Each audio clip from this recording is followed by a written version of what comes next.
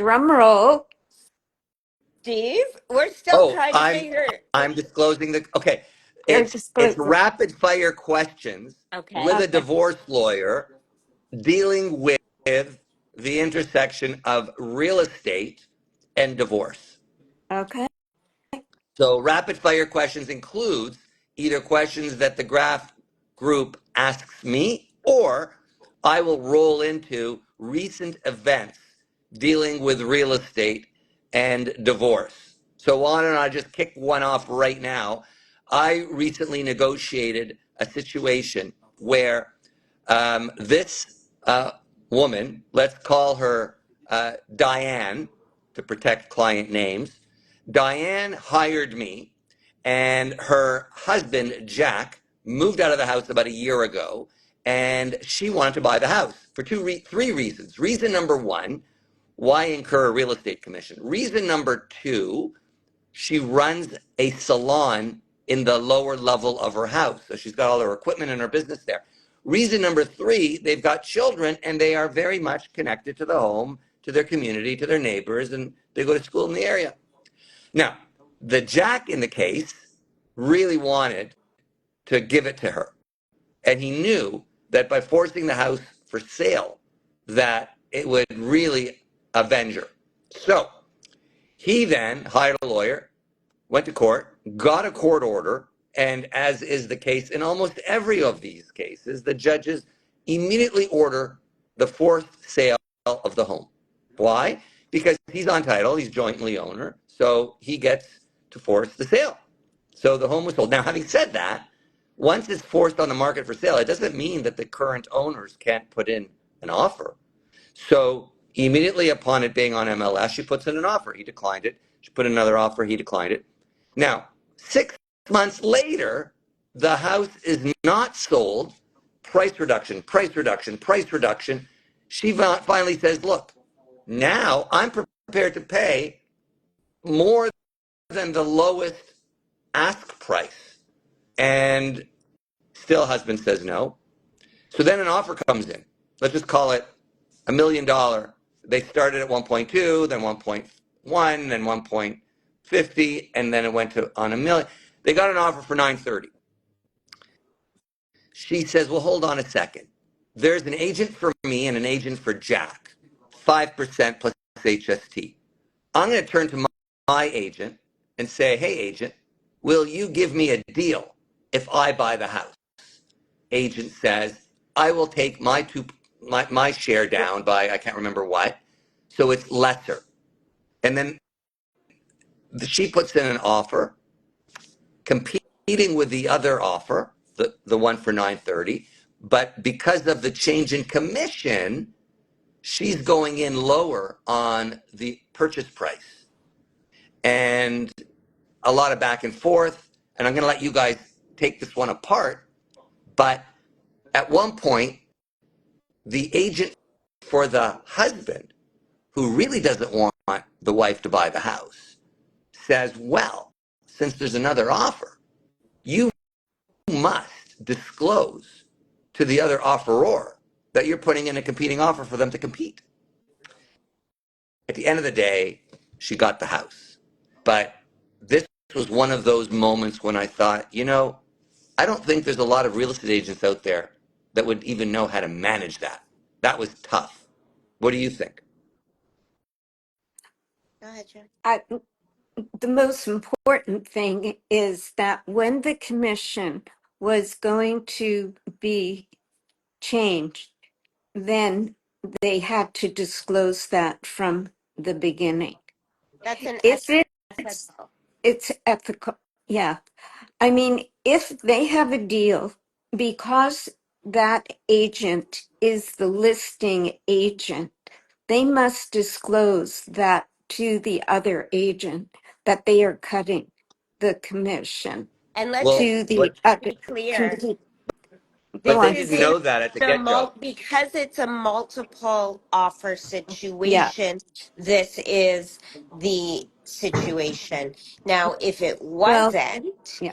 then they don't, well, there's no one to declare anything to, but they actually don't even have to share. The buyer's agent, for example, if I was representing my brother on a house, I need a disclosure form saying that I'm related to my brother. But I don't actually have to say what I'm giving back or not if I am the only buyer's agent representing a potential buyer with an offer. But if it was a multiple offer situation, But explain multiple being not that there's more than one offer, but it's because you're representing the buyer and the seller. That's the reason why it's multiple. right. And that's the reason Okay, why so it let's needs break to this be down. disclosed. Let's showcase the expertise and wisdom of the Graff Group of Samantha and Cheryl.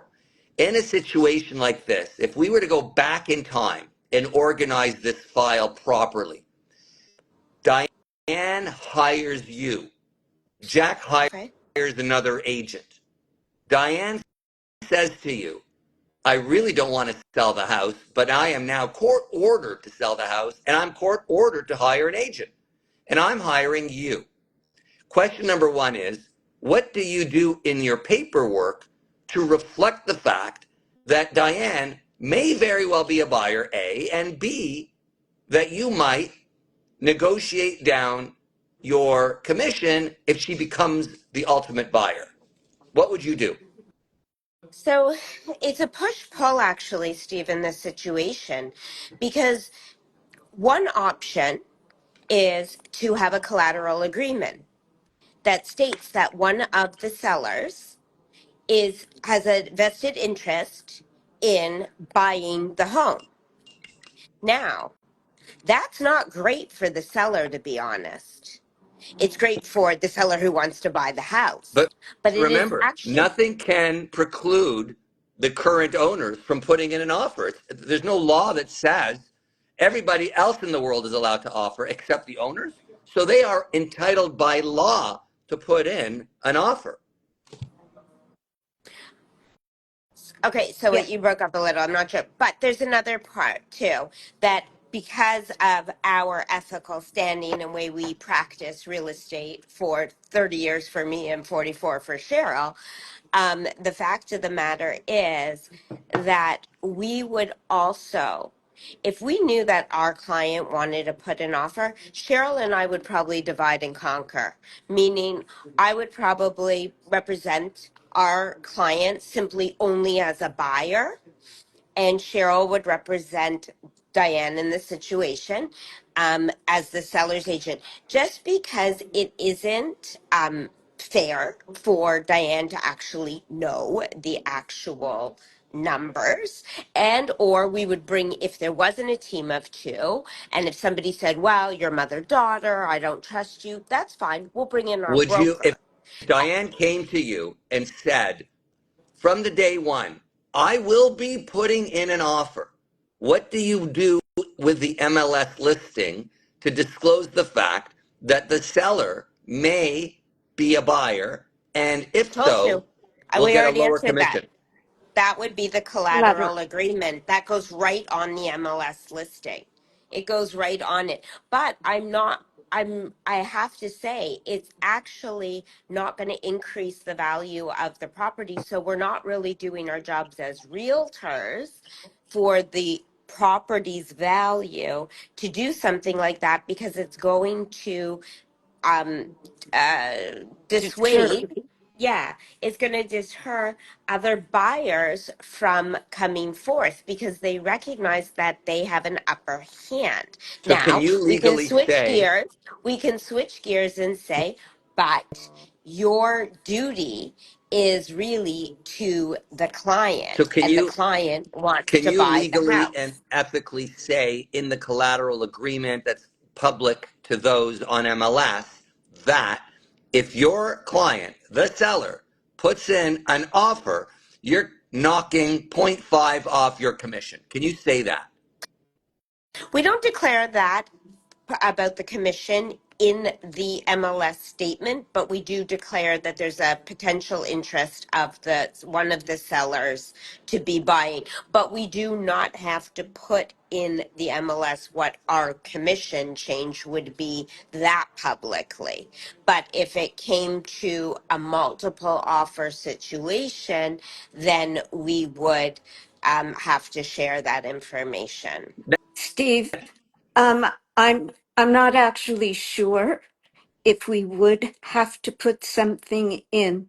I'd have to check that, quite honestly, Sam, whether we'd have to do anything about mentioning the commission if our No, buyer was. We don't? You don't no, believe I'm so? saying if okay, if it's a multiple Which situation it would and we're be. representing buyer and seller and there's another offer. When I say multiple, I Correct. mean there's Yeah. an I do believe we have to share with the other agent that we will be Yes. do we have to share the exact number of what we're doing? I don't think so, but we might have to acknowledge that we are doing something with our commission because that's part of your offer, right? I'm That's not in the telling them our multiple offer. exact number Yeah. of our offer. So I think that we have to just acknowledge that we would be doing something in that situation.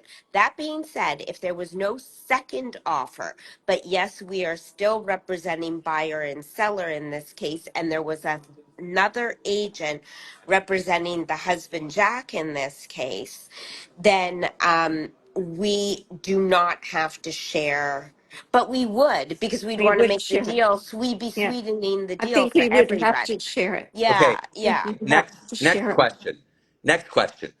In my example, Diane does not tell you she wants to buy the property when she hires you. Mhm. But after 6 months of price reductions, she wakes up one day and says, "Wait a minute. I can get my $1.2 million house for 900,000." Right. So she That's market decides value, obviously, at this suddenly point. to put in an offer. Now, Mm-hmm. you never thought she was going to be a buyer because she never thought she was going to be a buyer and she never told you she was going to be a buyer, but now she wants to be a buyer. Yet you are under contract to sell the property and she has you as her agent and Jack's got a different agent. So the Mm-hmm. question then, she comes to you and says, "I want to put in an offer." Do you send her out to a third agent or do you put the offer forward for No, her? we can put the offer forward for her, and we can negotiate with her what that commission would be because technically they still have to pay the 2.5% for the listing agent, and then there's 2.5% that they would have to pay out to the buyer's agent. Now, that's where we would have to have a conversation with the buyer, which is Diane, not Jack, just Diane, and say, look, we weren't anticipating representing you, so we're going to have a conversation about how we can help you here. And then we would make a decision on what, from the 2.5% from the buyer's side, what that would cost her and then do the numbers to figure it out so that it looked advantageous to both Jack and Diane. Because Next at the end of question. the day, we are represented. We are there to represent one party. But when we work with another agent, the goal is to sell the house and to make everybody as happy as possible in these situations. So I think it's really important that people realize that we as agents work together. We definitely will represent the client who hired us on their behalf, but we work with the other agent to make things happen. And maybe you want to call that like a mediation between the two agents, but we've had this conversation before where lawyers really are there to represent their clients, but truthfully, they are to come together. They a lot of the times have to go to a third party, a mediator, or a judge so that their clients really feel like they've been represented. But with agents, we have one goal. We only have the house, right? Like to sell. And so we come together in a way that the lawyers may or may not be able to come together because they have a lot of different tentacles to the octopus to make sure that their head of the octopus, meaning their specific spouse, is happy. So it is a little bit different, and I think people really should understand that, especially the lawyers out there, because there's lawyers that are like, we're just passing on our problems, you know, to the agents. But that's not exactly the situation. Okay, I'm going to move So, this along. I'm going to mhm. now ask Cheryl a question. So, Cheryl, same example, Mhm. no other agent. You are representing Jack and Diane. Neither of them ever thought one of them would be buying the house. But 6 months later, you keep on sheepishly reporting to them that the market is really getting soft and the price has gone down from 1.2 and you've recommended now to drop it to 950. And Diane comes to you and says, "You know what, Cheryl? For 950, if you can give me a deal on commission, I think I might buy it." But remember, you're representing Jack and Diane. What are you going to do? Well, I think I would do as Samantha suggested, that I would speak to Samantha, explain the situation, and then one of us would represent Diane as the buyer, and the other one would represent Jack and Diane as the seller. Okay. I think Next at the end scenario. of the day, it's still our I think the word is fiduciary responsibility to both Big Jack and word, Diane. And Samantha. again, That was a big word. thank Thank you. Thank you from the lawyer. And I think that it's important, again, I'm going to restate that we are working for both parties. And at the end of the day, we're just trying to find the middle ground for everybody. So, you know, it would be an open conversation with Jack. But of course, because of the situation, we're going to do it separately with each of them, not together in the same room, because we need to really get the truth from Jack about how he really feels about this. What are his concerns?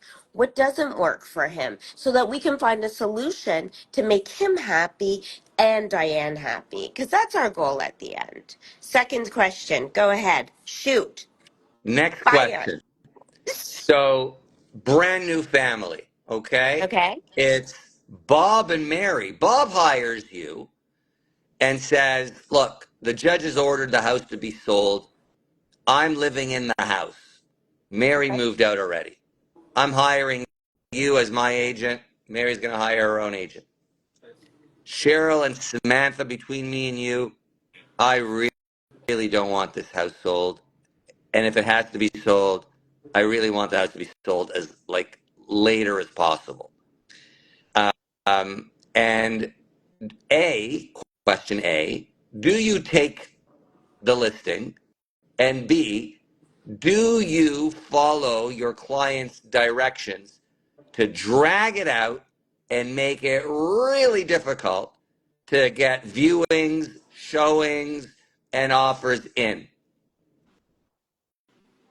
I don't think it's in our moral compass to do that. I think what you have to do is really speak with the client and see what does he mean by length of time, because normally homes sell within 60, 90 days. It wouldn't be unusual for 120 days.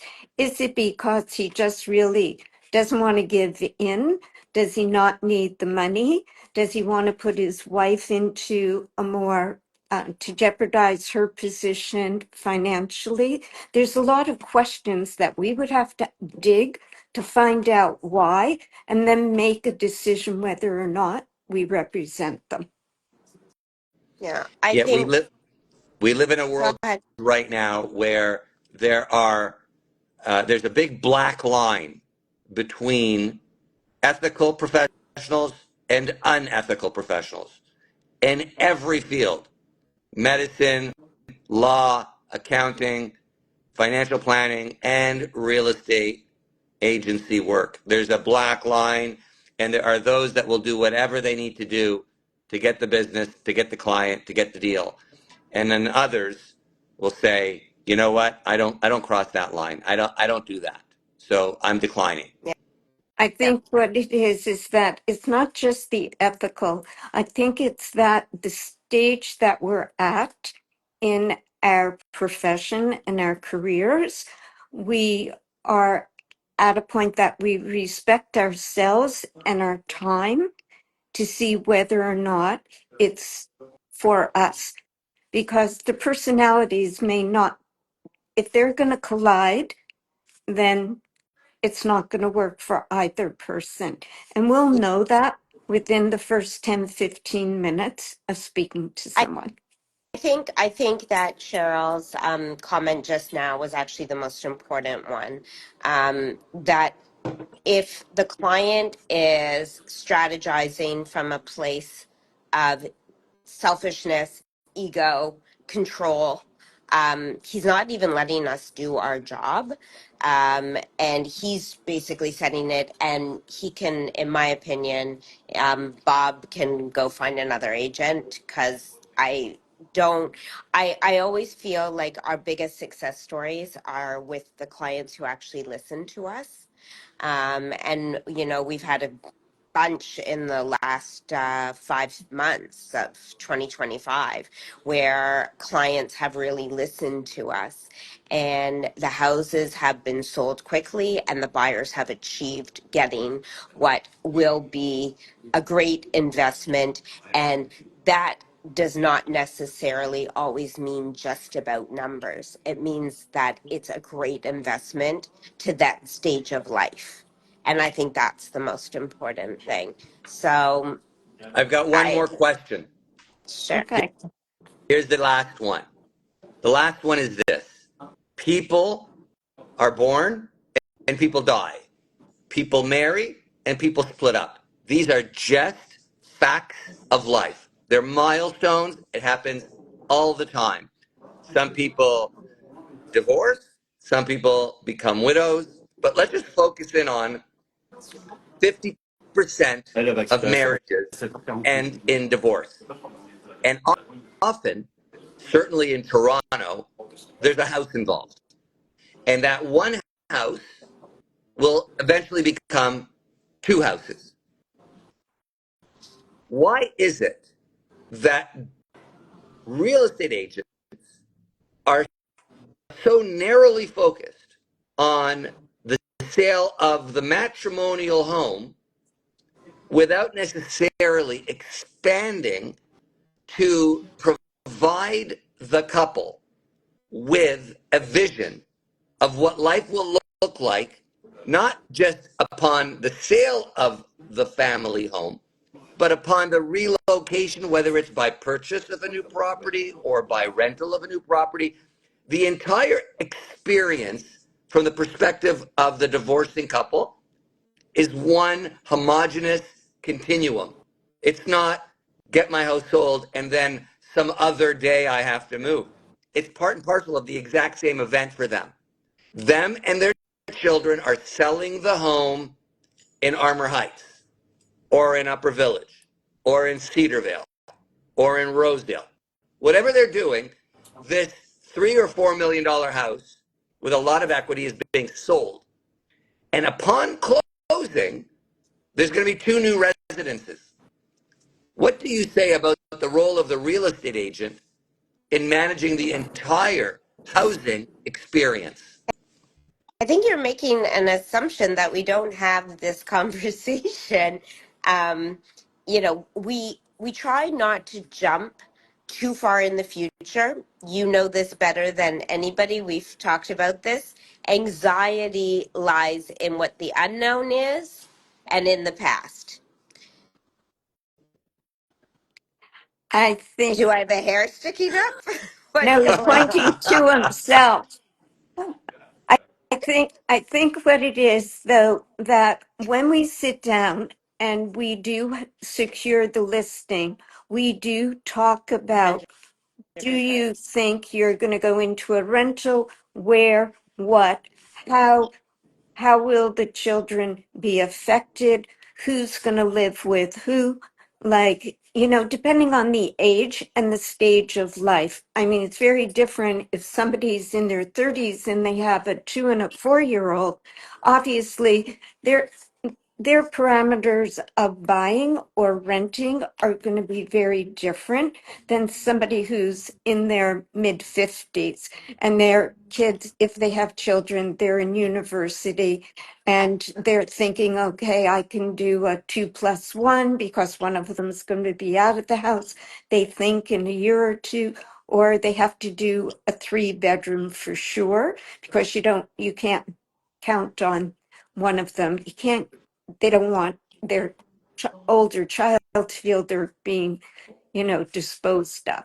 So we do have that conversation and we do know where, or we have a good idea of where or what they're going to be doing. We don't know exactly where they'll wind up, but we do know. Well, I'm going to Sometimes pick they're up on not. that point, Cheryl. You don't know exactly where they will wind up or end up. No. I'm telling you that it's been my experience that the experience of selling the house sort of like encompasses everything in their divorce, because the house is the place that they found their comfort, their their grounding. That's where their children lived, that's where they lived, that's where they cohabited, that's where they had celebrations, that's where they had family events. When they're divorcing, the word divorce is sort of amorphous. The sale of the home, however, that's the foundation, that's the bedrock of their life. And when they have to deal with you as a real estate agent who is going to broker the sale of their home, I think nothing is more valuable at that very critical juncture than showing them new housing where they can start experiencing, envisioning what life will be like upon the closing date, which, by the way, may not be for another 6 months, but because you don't even have a buyer yet. But the idea of actually seeing where they might end up is so critical to their emotional journey, and very few people get that. I don't disagree with you, but I also think that there's so many, what I found, at least when we have had the conversation, sitting at the table being interviewed about that, there's so many unknowns for them. And I think that this reason why so much is placed into the sale of the home is that, just as you identified, um, there's so many memories. There's actually stability in the matrimonial home. So once that home is sold, I actually think it's almost like the lights got shone on them, and there's this identification that, oh my god, this is really happening. But when one person stays in the home, it's sort of still a little normal. Yeah, mom or dad might not be in the house anymore, but there's still a lot of things that continue to happen that have always happened. So there's a schedule, there's familiarity, basically. But once the house is sold, and everybody goes into those new dwellings, that's when the reality really hits everybody in the family. So personally, I'm not somebody who's been divorced, but I think that happening sooner than later allows everyone to move forward faster for everybody, but that's just my opinion. And I believe in new beginnings. So that's probably why I feel that way. I don't want to be stuck in something. So I think the idea that you have of, definitely introducing them to ideas and possibilities and opportunities of what life could look like is a great idea. However, I don't think a lot of them are emotionally ready for it at the time. Remember, we go to meet with a potential seller, and the house doesn't actually go on the market for 2 weeks, let's say, be getting all the prep work, all the different things that have to be done. And yes, in some cases one spouse will prolong that because they say, I don't want to pay for that, and we're here as a realtor saying you're going to benefit from that. And then one side says yes and one side says no. Then there's motions for that and all sorts of things that lead it backwards. But the fact of the matter is that with all these little stumbles that could occur, it really, that idea of where they're going to live could be a year down the road, and that could change financially. The market could change on them, and we don't know. I think they like the idea of knowing, what did I really get for the house, because we can give them an idea of what the market's bearing right when we sit down with you. But if there's motion after motion and the house doesn't get listed for 6 months, I mean, everybody knows in the last year what's happened. I mean, the market's been like this, and it's a micro market, it's not a macro market. And people have to remember that this is very specific, not just to your neighborhood and location on the street, but what your house has to offer.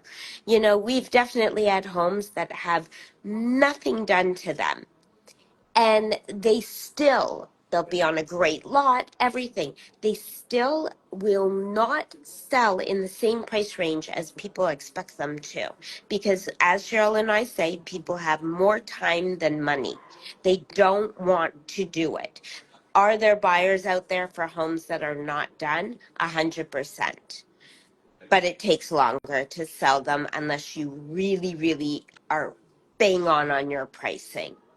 But I think, Steve, to circle back to what your question is, like you were talking about, do you really show them what's out there? What can they expect? Sometimes we'll discuss perhaps if they want to rent or if they want to buy, or it's a decision. They can flip flop back and Yeah. forth. You just don't know. But the problem is sometimes if you show them something too soon, first, you could physically go out and show them, and then they could be very upset and more emotionally upset and more emotionally tied to the home and not perhaps listen to what the true value is and make it more difficult for them and for the agents. Very good The point. other point being is that if you show them something, they go, oh, that's great. I can afford that because half and everything, and bingo, it's gone before their house is sold. So it's sort of like, yes, we'll talk about, do you want to rent? Do you want to buy? And let's see which way or what becomes available when you're ready to go out and look when the house is sold. If you show them too much, or sometimes, less is more. So sometimes it's better. I know you're playing with a lot of emotions, and you have to sort of decide how much can that individual take, because everybody's different. Well, But I think residential real estate sales is by definition Emotional. emotional. Yeah, Yeah. yeah. It's and not brick that's and why we mortars. practice it, and we don't do as much commercial. We have somebody for you if you need a commercial person, by the way, Yeah, anybody out there. But we don't, we are more yeah, emotional human beings. We're human, like yeah. humanity, and it's important to both who Cheryl and I are. And I don't think I could do this if there weren't emotions involved, quite frankly. I wouldn't feel like I was helping anybody. So why And I would, think, there's no purpose when you're not helping someone. To me, I'm just not even a professional if I'm not helping someone. It doesn't make sense to me. It doesn't jive with me, basically. Well, anyway, that's it for us for today. thank I you. have a long list of other legal, real estate, divorce topics, but we will have to come back to this on another day. Well, you're our Um, special guest, so you know, You're always there's welcome. I'm just going to flag some ideas. The use of offer presentation dates in divorce is a concept that has not been very much discussed in the open marketplace. The other idea is a VTB, a vendor take back mortgage, where the house is sold to one of the spouses, and the non purchasing spouse ends up holding a mortgage on it. That's a role for real estate agents to play. Another one is the OLB. By the way, I made that up. Owner leaseback. What's the owner leaseback? So the property goes Oh, on the market, somebody buys it, but they're land banking. It's a builder, for example. They don't necessarily want to occupy the property for a couple of years. Their owner, they want to lease it.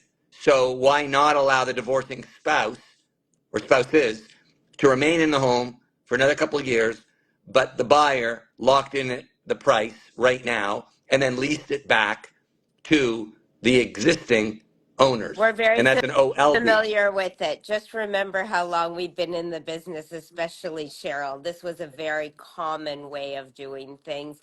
Also, actually, I want to say it was in about 2000. Oh goodness, I'm not going to get the year right, but let's say maybe 5 to 10 years ago, when people were really, really worried. I think it's about 10 years ago already.